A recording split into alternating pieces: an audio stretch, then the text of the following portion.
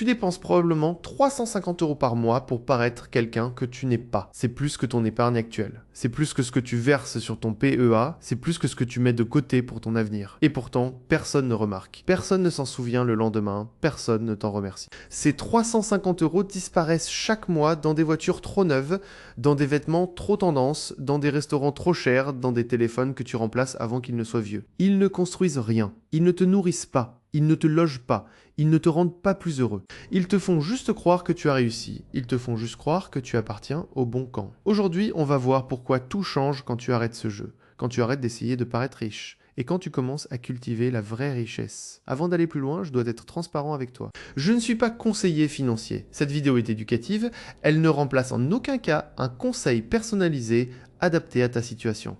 Bien sûr, les rendements boursiers ne sont pas garantis. Le capital est risqué et peut baisser comme monter. Ce n'est pas un conseil en investissement personnalisé. On n'achète pas ce qu'on veut, on achète ce qu'on veut montrer. Cédric et Amélie ont 35 ans, ils vivent à Bordeaux, ils gagnent 4200 € à eux deux. C'est un revenu confortable, c'est au-dessus de la moyenne, ils se sentent bien, ils se sentent dans la norme. Et pourtant, ils n'arrivent pas à mettre de côté plus de 400 € par mois.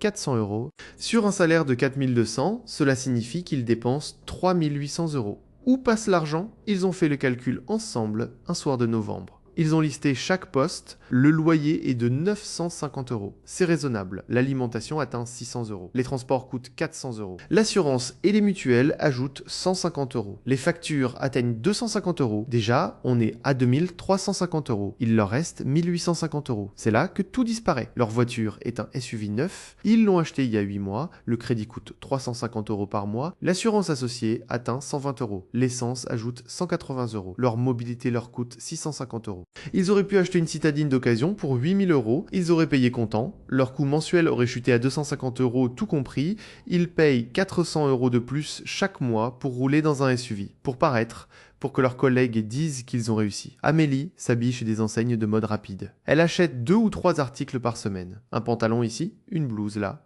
une paire de baskets, au passage. Cela représente 200 € par mois en moyenne, elle ne porte pas la moitié de ses vêtements, ils dorment dans l'armoire, ils finissent donc, mais elle continue d'acheter. Parce que les réseaux sociaux montrent des tenues nouvelles chaque jour, parce que ses amis changent de style chaque saison, parce qu'elle a peur de paraître démodée. Cédric a le même comportement avec la technologie, il change de téléphone tous les 18 mois, il prend un crédit de 40 € par mois. Son ancien téléphone fonctionnait parfaitement, mais le nouveau a un appareil photo légèrement meilleur. Il veut le montrer, ils veulent sortir au restaurant. Ils vont au restaurant 2 fois par semaine. Ils dépensent 70 € à chaque fois. Cela fait 560 € par mois. Ils postent des photos.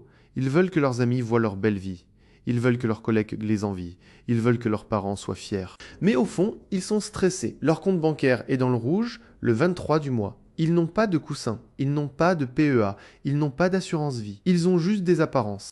Ils paient 400 € de plus chaque mois pour rouler dans un SUV. Pour paraître, le crédit à la consommation, c'est voler ton futur pour payer ton présent. Cédric et Amélie paient aujourd'hui des vacances qu'ils ont prises l'été dernier, ils paient un téléphone qu'ils utiliseront encore 6 mois, ils paient une voiture qui perdra 20% de sa valeur chaque année. S'ils avaient choisi la discrétion, leur épargne mensuelle passerait de 400 à 1200 €, 1200 € par mois, sur 20 ans, avec un rendement moyen de 5% par an, ces 1200 € mensuels deviennent 496 000 €. Bien sûr, ce rendement n'est pas garanti. Le capital est risqué et peut baisser comme monter. Ce n'est pas un conseil en investissement personnalisé. La formule est simple. Le capital final égale le versement multiplié par un plus, le taux divisé par 12, le tout exposant 12 fois 20, moins 1 avec 400 € par mois. Le même calcul donne 165 000 €. La différence entre paraître et bâtir est de 331 000 €.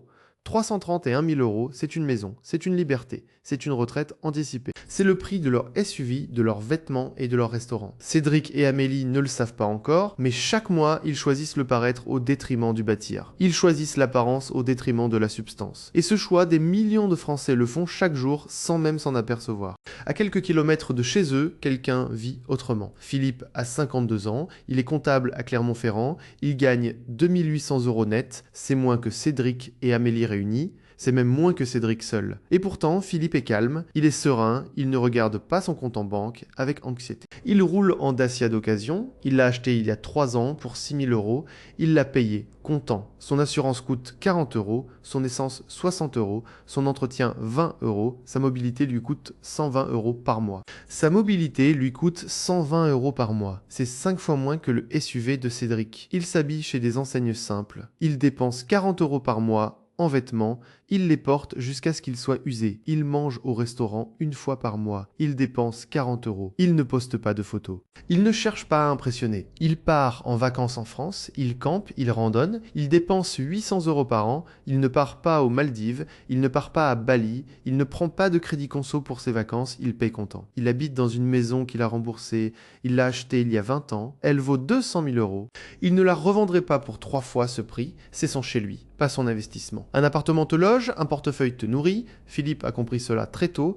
À 30 ans, il a ouvert un PEA, il y versait 200 € par mois. À 40 ans, il augmentait à 500 €. À 45 ans, il montait à 800 €. Aujourd'hui, son PEA vaut 320 000 €. Son assurance vie en fonds euros atteint 280 000 €. Son patrimoine total dépasse les 800 000 €. Il n'a jamais gagné plus de 3 000 € net. Il n'a jamais eu de promotion spectaculaire. Il n'a jamais hérité. Il a simplement évité les pièges du paraître, il a refusé de jouer au jeu des apparences, il a cultivé la discrétion, il a bâti dans l'ombre. Ses collègues ne savent pas qu'il est millionnaire. Ses voisins pensent qu'il est un retraité modeste. Ses amis ne comprennent pas pourquoi il ne change pas de voiture. Philippe s'en fiche. Il sait que la vraie richesse ne se voit pas. Elle se sent, elle se vit. Elle s'éprouve le matin au réveil, quand tu n'as pas de stress, quand tu n'as pas de dette, quand tu n'as pas de crédit qui pèse sur tes épaules. Philippe se lève chaque jour en sachant qu'il pourrait arrêter de travailler. Pas tout de suite, pas indéfiniment, mais pendant plusieurs années. Il a simplement évité les pièges du paraître, il a refusé de jouer au jeu des apparences, il a cultivé la discrétion. Elle se sent, elle se vit, elle s'éprouve le matin au réveil quand tu n'as pas de stress. Philippe se lève chaque jour en sachant qu'il pourrait arrêter de travailler. Pas tout de suite, pas indéfiniment. Il a des options, il a des marges, il a cultivé sa liberté grain de sable par grain de sable. Le livret A est un outil de sécurité, il n'est pas un piège. Philippe en a un. Il y garde 6 mois de salaire. C'est son coussin, c'est sa tranquillité d'esprit. Le reste travaille, le reste est investi, le reste fructifie. Il ne cherche pas le rendement maximal, il cherche la régularité. Il cherche la durée. Il sait que le temps est son allié. Il sait que 20 ans d'investissement méthodique valent mieux que 10 années de spéculation. Il n'a jamais paniqué quand les marchés chutaient. Il a continué ses versements, il a acheté quand les cours étaient bas. Il a laissé les intérêts composés faire leur travail. Bien sûr, les rendements passés ne sont pas garantis. Le capital est risqué et peut baisser comme monter. Ce n'est pas un conseil en investissement personnalisé.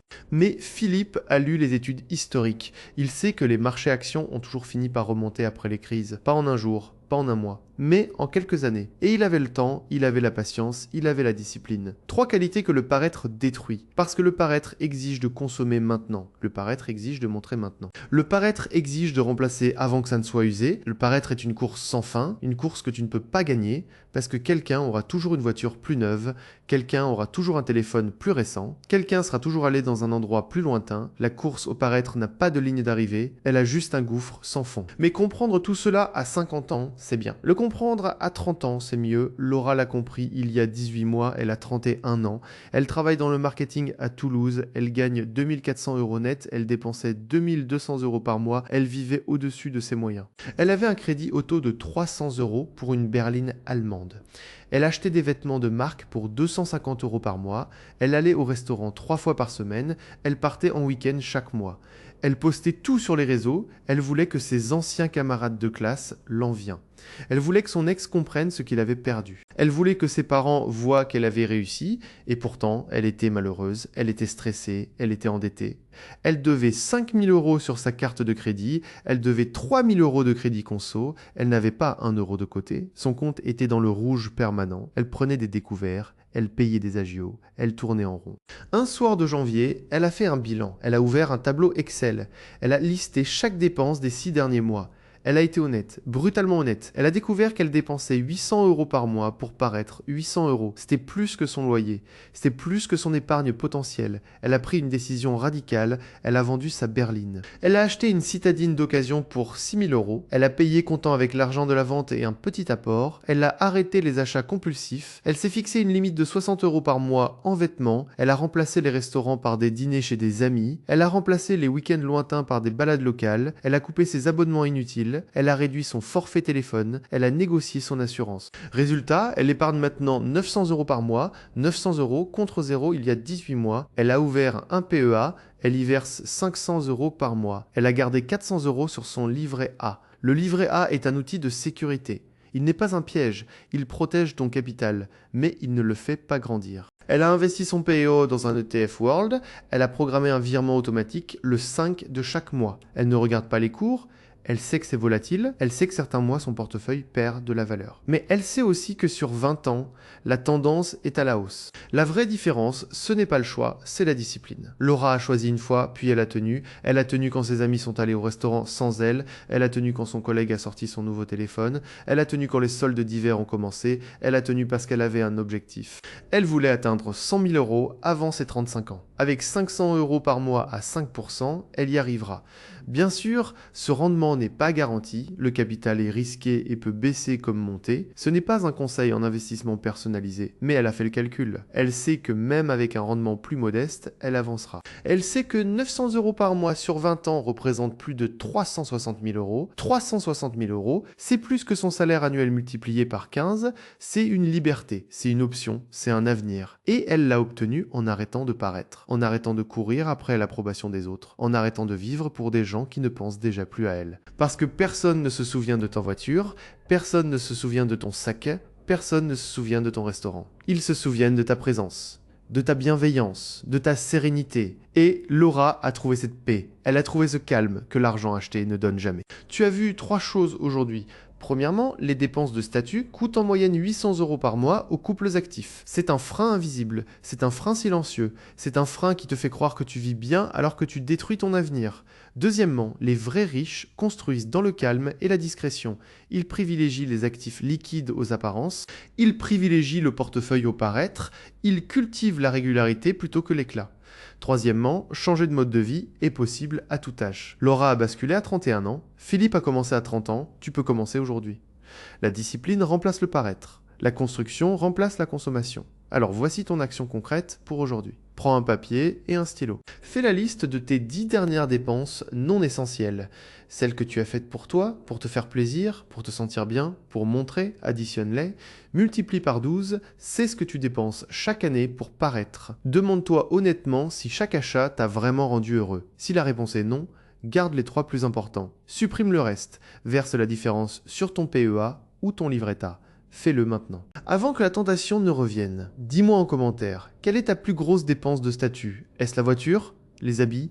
Les soirées? Les vacances? Je lis tous les commentaires.